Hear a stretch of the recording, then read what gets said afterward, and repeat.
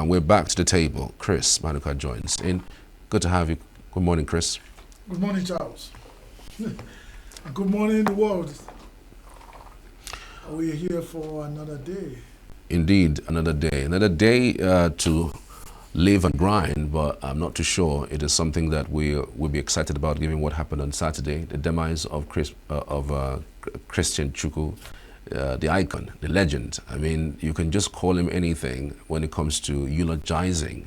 Beyond the words, in action, he actually did serve humanity. He was the field marshal, the chairman. And in all ramifications, he proved it. Not just, he didn't live by word of mouth. He wasn't a politician.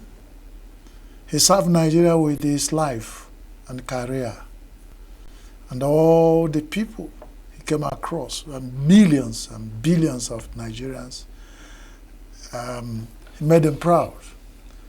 And his name was etched in their heart with the victories he led Nigeria to. And if it was like my father would say,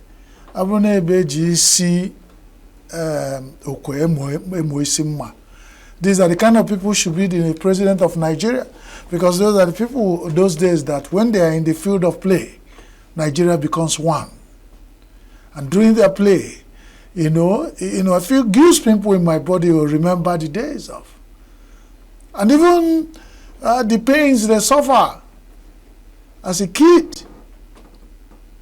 Remember those days you run around the Federal Radio Corporation of Nigeria, Radio Nigeria, whenever they are. And the people like, what's his name, the commentator, No, I'm talking about the man who gave them all the names. Okay. The man who gave them the mathematical, all this one that gave him chairman, what's the name? Why is his name escaping me? The man who will tell you, but what was I trying to say? Even in his life, people easily forget. This Chairman Chukwu led Nigeria to the victory in African country nearby, where they won the match and they were attacked. And the commentator was crying that they are being attacked. That this is against the spirit of ECOWAS. This is against the spirit of OAU. That the police are there doing nothing. He was shouting and shouting and they have to cut him off. Because it could have led to a war. People, Nigerians were like our boys that made us proud somewhere, and but diplomatically how Nigeria handled that was later, it was handled. Was it Ernest Okonkwo? Ernest Okonkwo. The legend of his own, these are the way Nigerians talk about Isibuka and Elia. No matter how big, how the VIP, the very important personality you got, one day they saw it. Remember the song of the Nigerian police? Ugwejani. Ugwejani. That's another classic philosophy when Nigerian police, when it was Nigerian police. And when you are doing anything and you have not invited Nigerian police band to play Ugwejani, especially when somebody dies, they tell you that death is the debt we owe the ground, the soil, Ugwejani, the land. Everyone must pay. Christian Chukwu, the chairman Chukwu, the field marshal, has paid his own. Just like the headline said, 7 out of 9080 AFCON that broke the jinx after they've won. They've won bronze in those competition, and 1980 they broke the jinx and brought the gold home. Nigeria broke loose and came together as one in unity to celebrate. It wasn't when they were talking, is he an Igbo man? Is he the Hausa? Is he? We came together in victory, and anytime they're in the field of play. Look at the friendship they cut across. Until his death, he will talk about Segun Odegban. He will talk about all. I won't remember their names. He will talk all. In any time you put him to talk to him, he will be mentioning names of all their play from the whole cross of the country, how they go together to make us proud in Nigeria. You know, these are the days. You start living in nostalgia. When will Nigeria go back to that level of unity where we start raising men who will give their life to serve nation and live off this stomach infrastructure and selfishness? Because the leaders of Nigeria make Nigerians not to leave anything for this. They see it as contraption. They made people of Nigeria to lack patriotism. Because it's like, who are you going to use your head to break the coconut? So everybody like gave up. Gave up. That's why, how many Christian Chukwus do we have? How many Emmanuel Okalas? How many Shegun Odogbanis? How many? Just go back in history and start calling. And they are going one by one. One by one. Nobody has asked, how many people are studying them? How many, where the chairs that instituted, we have a National Sports Commission and I have institutes. What are they, who is studying their philosophies and what made them tick? This is how we are going away. This is how. And we're just going into extinction as a nation. This is a Nigeria, when you mention it, every other person will catch cold. Now we are walkover. Because our unity in that diversity that's supposed to be our strength has been messed up because of selfish politicians. And they think they are sharp. They're lying on their skin. All the goats. The goaty politicians are lying on their skin. Lying down on their skin. There's nothing we can talk more. Let's move on. There are a lot of things that you said about Abu Karim's and Tinubu song. They're only making the young man popular. Because when I was talking about the creative, nobody can be more creative than the Nobel Prize winner in Nigeria in that constituency. And when Wole Soyinka speaks on this, who am I? We are just students of Wole Soyinka. When I was shouting and said, this is wrong, thank God that he has added his voice. So let's move on. We can only add our voice. Let the people who are the top affairs. AGF moved to defend Tinubu as PDP government mobilized 11 senior advocates of Nigeria. Beautiful move. I see it as a media celebration. You know, I think I don't see there is. You know, I'm always say from what I feel, there is a calculated attempt to make sure no other political party gains traction to stand firm to do anything.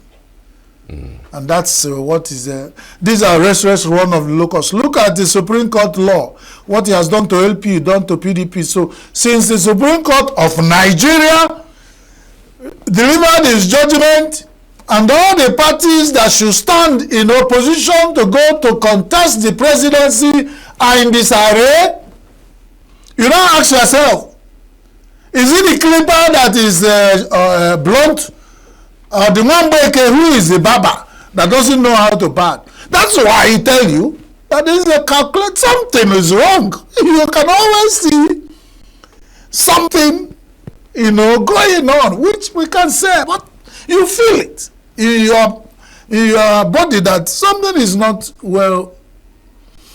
And the negative psychology of when somebody said U.S. court has ordered for the release of this, and everybody shouting, hey, there's no need. Why shout if there is no need? Allow U.S. court release the details of the investigation, let the world see. If it says a political move, but you are politicians, you are making political moves, and then when other politicians, I mean, you are dealing with politicians who are also looking for a way to also weaken you. So it's not out of the way that politicians at this point No, you are, you know, the legendary Greek, they call it archers. They say archers heals. The wound that never heals. Whenever you touch him, he's a strong man, giant in a can. But whenever you want to weaken a guy, you go to that wound, wound, touch a man will weaken. So if this is U.S. investigation, whatever report they hold, because that guy of our dear president, each time he talk, we shout, you know, that means, so they also find out that something they will also use to also weaken the presidency. That's my feeling. But I know there's no smoke without fire. So why, I say nothing new to be revealed, presidency ruling amenable to whatever this is, allow the report to be released. Now, our food worse than dogs. I've cried over that here.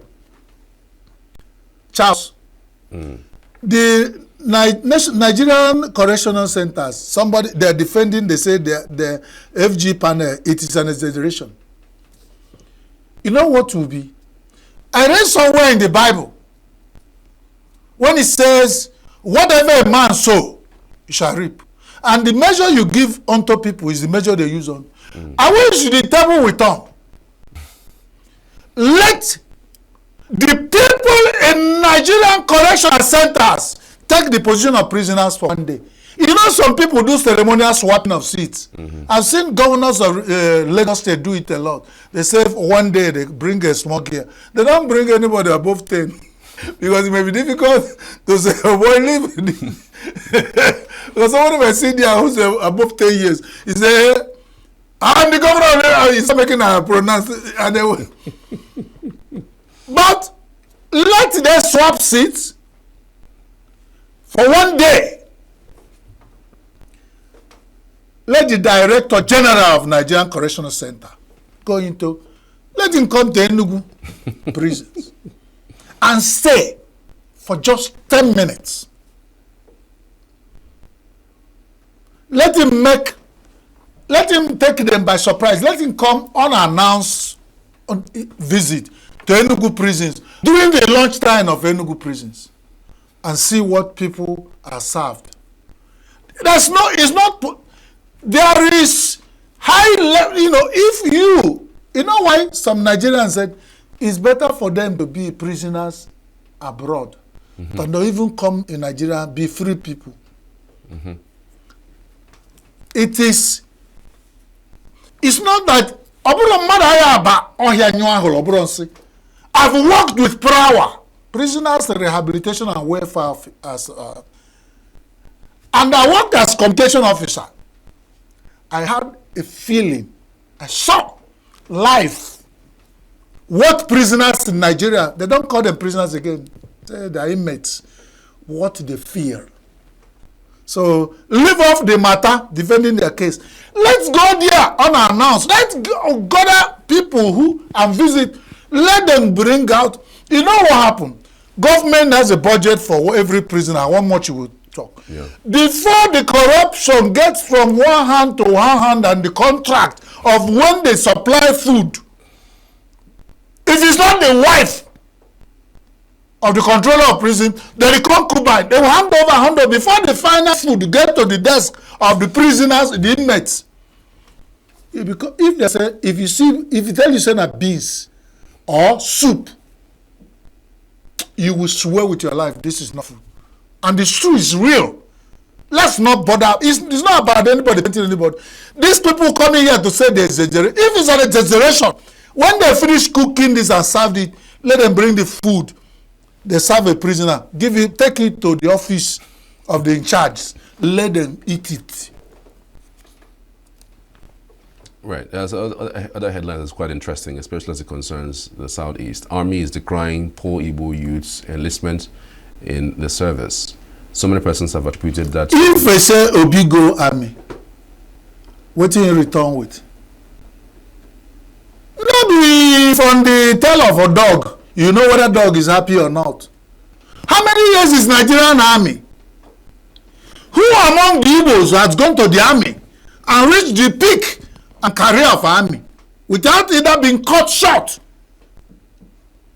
Well, So if you are a young man in Nigeria, you see your colleagues going into other sectors of the economy and reaching the peak. Professors, if they go into academy, they become professors. If they go into any other area, they reach the peak. You go into the army, you don't pass colonel. no, but we've had someone get to the peak. No, out of the population of Igbo nation, you are counting. Is that how? And then how?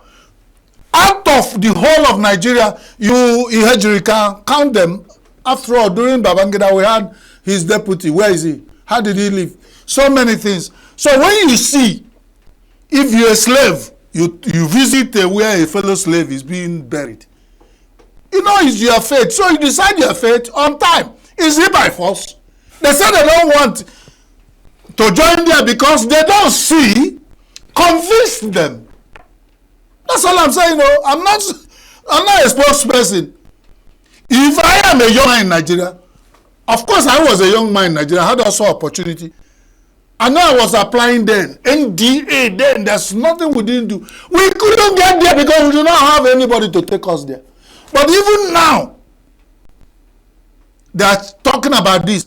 Let them come and recruit them. Let's see whether they will go. They are talking from both sides of their mouth. Some of these things are not true. In a nation, they say, what they call it, federal character.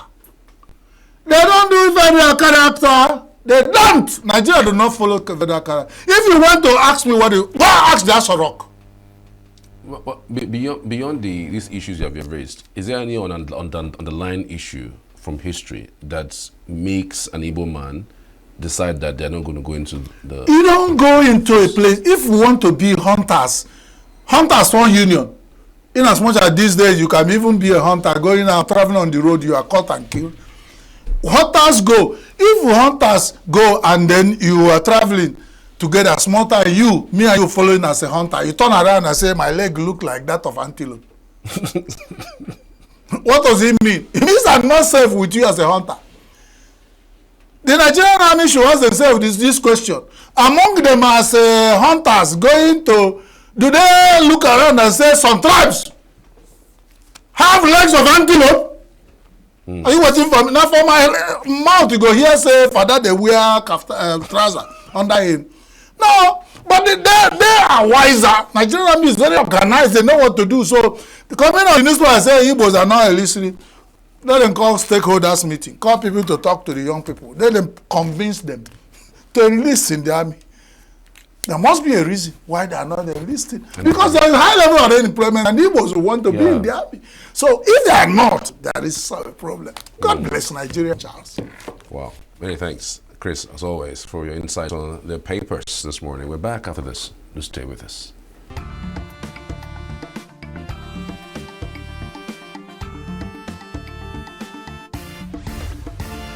Signature TV, news in your pocket.